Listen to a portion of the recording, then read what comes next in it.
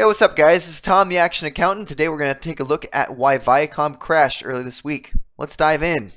This video is for entertainment and informational purposes only. It does not constitute investment advice or advice on tax or legal matters. The Action Accountant is a certified public accountant in the state of Washington. If we take a look at Viacom over the last year, you're going to see a straight upwards trend from a low in March, so as part of the crash, as low as $10, all the way as high as $100 just 2 weeks ago.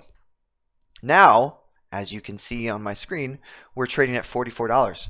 And if we really look close, it went as low as $40 for about an hour. What caused that, you say? That's really unusual for a stock that's pretty healthy to go from $100 to $40 in roughly 3 trading days. Well, I'm glad you asked. Let's dive in. It was triggered by what is called a liquidation or a margin call. Normally, a giant company is not going to crash quite like that. So, what it's going to create it's going to require a significant market event to do something like that. So I'm going to give you a couple examples of how the market works and then explain the story of what happened to Viacom as I understand it, and give you a couple other examples of billionaires being idiots, because that's what it requires. This is not just you and I, average Joe or average Tom. We can't take down Viacom like this. But anyway, let's go. All right, what we're looking at right here is a bid and an ask chart. It's called a level 2 quote. And what we're looking at is people in real time trying to sell or buy a company. In this case, we are looking at Viacom, but I'll show you another example that's going to show you kind of an extreme example of how a stock price can go up or down. Generally speaking, you're going to see a market price coming together where the bids and the asks are very, very close, right? So we have somebody trying to sell 200 or 400 now shares at $44.26. Someone's trying to buy 300 shares at $44.25. So we've got a market price at $44.25 or $44.26, depending on when the last one happened. And we can start to see, on the far right here, we can start to see these shares change every 5 to 10 seconds as they're starting to be filled. So a company like Viacom has 1 million in volume already, 2 hours into the market.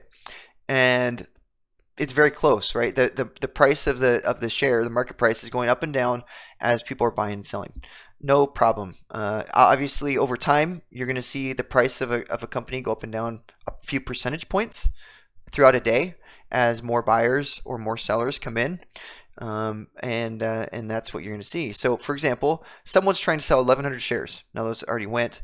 But down below, someone was trying to buy 3,000 shares, right? So it's just, over time, you're just going to have there's going to be more buyers, more sellers, and there's going to be downward pressure or upward support for a company. No problem. What happened? Let's use my favorite example of Caspian, which is a very low volume, 800 shares today instead of 1 million, where there is no market support. Right, we have someone trying to buy at $23.43, and we got someone trying to sell at $23.99. And if we watch, these numbers aren't changing because there's no one buying, or there's no one actually raising their price to meet somebody. So pretty much the only way that it is going to sell is when someone is going to actively come in and change their limit to match what someone's asking or bidding. So if you're trying to sell, you're like, you know what, I'm going to give up on this $23.99. I'm just going to go ahead and sell them 100 shares at $23.41.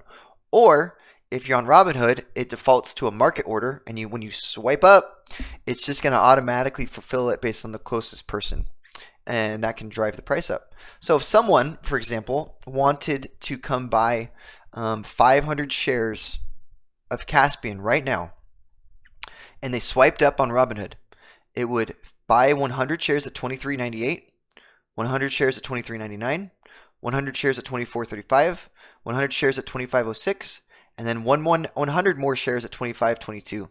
And suddenly, on the stock ticker, we would say a last traded price of 25, whatever it was, 22, and that would be the new market price. But then if someone came in and tried to sell 500 shares, the stock price would drop from $25.22 all the way down at a market order. $25.22 all the way down to $23.41, then $23.16, then $22.73, and you could literally have 2 trades of 500 shares drive the price from whatever the last trade was, which we don't necessarily see, but let's just say it was 24. It could go all the way up to 25.50, and then 2 minutes later be all the way back down to 22. Very volatile because of the low volume. This is an example where one person with $20,000 could completely drive a price up or down 10% in one fell swoop with a market order. Caspian is only about a $50 million company, right? So it's tiny, low volume, low float, doesn't take much. Viacom, not a tiny company. In fact, let's pause and let's go back to bar chart. Viacom is more along the lines of a $25 billion company with a market cap of $27 billion. Right? It's huge. It's no joke, and it has tons of volume. So what happened was a fund, like an ETF or like a mutual fund or whatever, held millions of shares of Viacom. They were a giant stakeholder, and they were getting in trouble with their bank in some capacity. We don't know the background yet. We don't know the story. This will come out later. But the bank said, we're cutting you off. You've been borrowing too much money, and either they have too many losses or they have some other reason. And the bank said, we need that money back, and we're gonna do whatever it takes to sell it. So they went through and looked at their holdings and said, Viacom, you're out. And in one fell swoop, with a market order, essentially, all millions of shares hit the market at a market order and immediately fulfilled every single buy along the way. Now that has a cascading effect. Obviously, they're continuing to sell and they're waiting for buyers to show up at each and every support and price point. But normally, as you saw in the book, there's thousands of shares available, like people wanting to buy at any given price. And we're talking about crashing it with millions. Now, as that happens, other banks, other funds, other individuals, whatever, have stop losses on their shares. So they bought and are holding and doing whatever they're doing, and they're going to start triggering automatic sales too. And so you're going to have this 2 to 3 day snowball effect of the price just completely melting down, right? So it started, this would have been the initial drop down. They sold some, and then they sold another batch. And now we're at a 20% drop in literally 2 days. And that's going to start triggering sell-offs from other funds, other holders, other large players, again, not just individuals with 100 shares, that caused it to just completely keep sliding until it reaches a point where people that otherwise may not have been interested in Viacom, like myself, but mainly like other funds, like let's say a value fund that was like, hey, these guys are too aggressive, this is no longer a value company. Oh crap, it's now 60% off after 3 days. Viacom's now a value stock.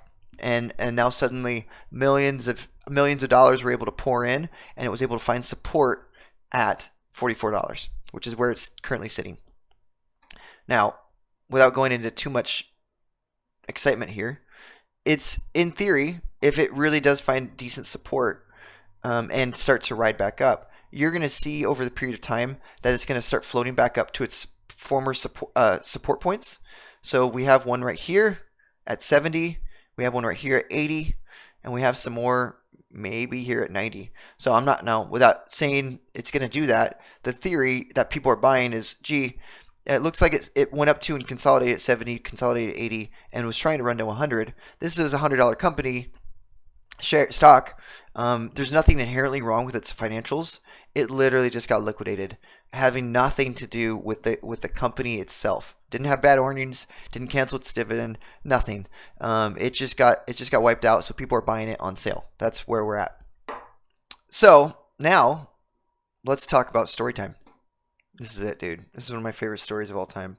Green Mountain Coffee Roaster. Maybe you've heard of them. They own Tully's, Green Mountain Coffee, and they are one of the original guys of the K-Cup.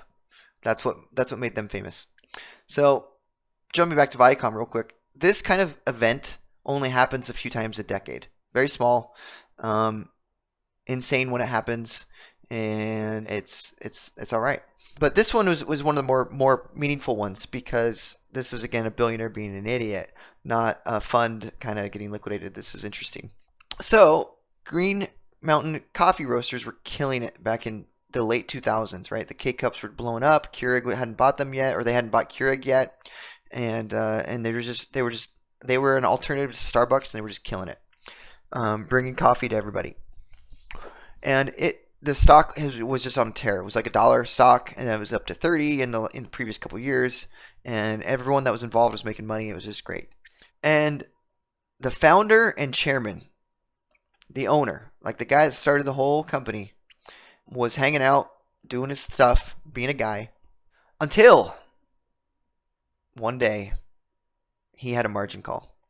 Now, this guy, if I remember correctly, owned nearly 30% of the entire company, which makes sense as the founder. Like, that's right. He's a billionaire. And what wound up happening is the bank that he worked with, which I think was, it doesn't matter, Morgan Stanley or something, liquidated him out of his own company. And basically, he had money all over the place that was losing money. He was probably making bets on GameStop 10 years too early, and they wiped him out. And they literally took his collateral, which was his own company, this completely booming, incredible company, and they zeroed him out. They forced him to sell all of it.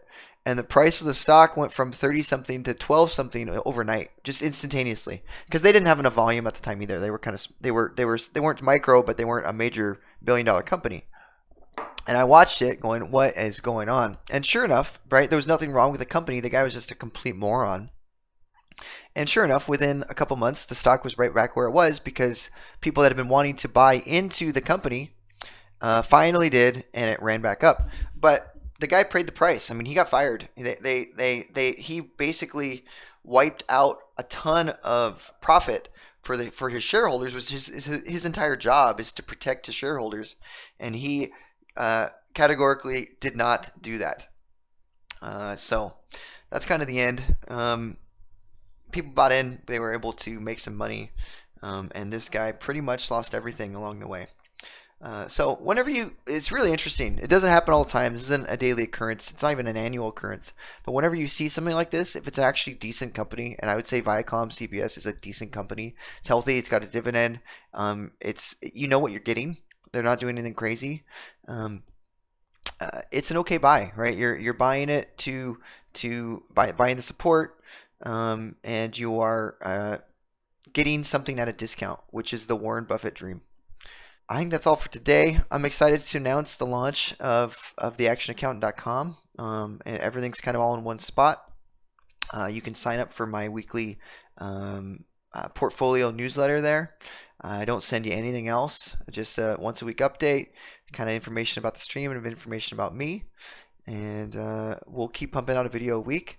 And you can join me on stream on Sunday night at 8 o'clock Pacific, and Monday and Thursdays for some trades and education every week at 6:30 in the morning Pacific time. Look forward to seeing you then. We'll talk to you soon.